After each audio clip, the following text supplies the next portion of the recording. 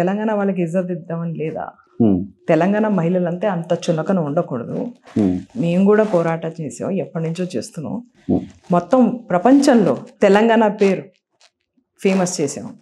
So అంత చులకనగా చూడకూడదని నా చిన్న submission. Right, okay. Kota Neelima parachute leader అని అంటే ఇది కూడా ఇది ఇది ఇది ఇట్స్ ఎ టిపికల్ బీఆర్ఎస్ భాష. ఎందుకంటే వాళ్ళకి అర్థమవుతుంది. ఇప్పుడు they understand every single person అక్కడ ఈజ్ ఎ పారాషూట్ పర్సన్. మేము ఇక్కడ స్థానికులు ఎప్పటి నుంచో ఉన్న వాళ్ళని పట్టుకుని పారాషూట్ అంటే వాళ్ళే చెప్పాలి. They have a speciality parachutes గురించి, ఫ్యామిలీ గురించి, చుట్టుపక్కల ఉన్న వాళ్ళని, చెప్పులు మోసే వాళ్ళని ఎలా చూస్తారో మీకు తెలుసు. So ask them what is the meaning. Okay, but Sanath Nagar contested ఎమ్మెల్యేగా మీరు ఉన్నారు. మీకు టికెట్ రావడానికి మూల కారణం ఏంటిది అని అంటే?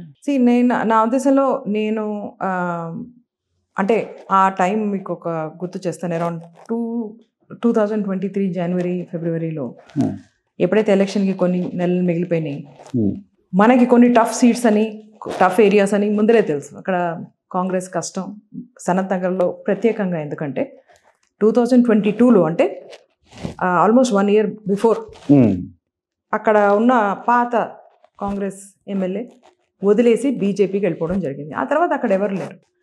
కాకుండా అక్కడ అంటే లీడర్షిప్ కూడా ఎవరు ముందరకు రాలేదు. అక్కడ ఉన్న లీడర్స్ కానీ ఎవరు కానీ ముందర రాలేదు. మేము ఫైట్ చేస్తామని రాలేదు. ఎందుకంటే అందరికీ తెలుసు ఇట్స్ టఫ్ సీట్.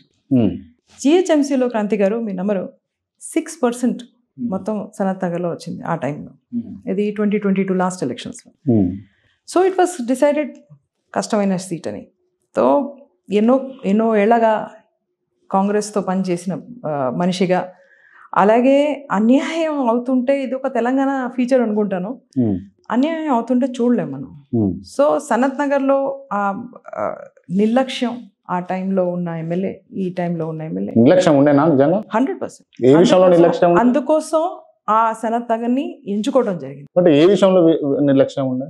అప్పుడు ఆ టైంలో మొదలు పెట్టినప్పుడు వెన్ వీ స్టార్టెడ్ లుకింగ్ కి ఏ రకంగా నిర్లక్ష్యం ఉంది, ఎందుకు ప్రజలు అంత బాధపడుతున్నారు అంటే, ఎలాంటి నిర్లక్ష్యం అంటే మీ దగ్గర ఆ టైంలో ఎమ్మెల్యే దగ్గర అన్ని రకాల ఫెసిలిటీస్ ఉండే, డబ్బులు ఉండే, బడ్జెట్ ఉండే అండ్ ఇన్ఫ్లుయెన్స్ కూడా ఉండే. ఏది కూడా మీరు సనత్ నగర్లో యూజ్ చేయరా? ఒక్కటే ఒక పని ఆయన అన్ని చోట్ల చేశారట. అది నేను అప్పుడు విన్నాను, ఇప్పుడు ప్రత్యక్షంగా చూస్తున్నాను. ఏం పని ఆ పని అంటే ఒకసారి మీరు సనత్ నగర్ రావాలి. ప్రతి చోట ఒక రాయి, దాని మీద ఆయన పేరు, దాని బయట ఆయన టెంకాయ. ఇది ఆయనకి చాలా ఫేవరెట్ పని. అదే చేసేవారు. ఆ ఇనాగ్రేషన్ రాళ్ళు పెట్టి 5 ఏళ్ళు అయింది, అక్కడ రోడ్ రాలేదు. రాయి పెట్టి 4 అయింది, అక్కడ అంగన్వాడీ రిపేర్ అవ్వలేదు. అలా ఎన్నో ఉన్నాయి. ఇవన్నీ ఈ నిర్లక్ష్యాలని చూసి అక్కడ పని చేయడం మొదలుపెట్టినప్పుడు నేను చెప్తున్నా కదా, అక్కడ లీడర్షిప్ అనేది అక్కడ బికాజ్ మా మెయిన్ అక్కడ ఉన్న ఫార్మర్ ఎమ్మెల్యే బీజేపీలోకి వెళ్ళిపోయి ఆల్మోస్ట్ 6-7 months అయిపోతే అక్కడ ఎవరు రాకపోతే అక్కడ దే వాజ్ నథింగ్ హ్యాపెనింగ్.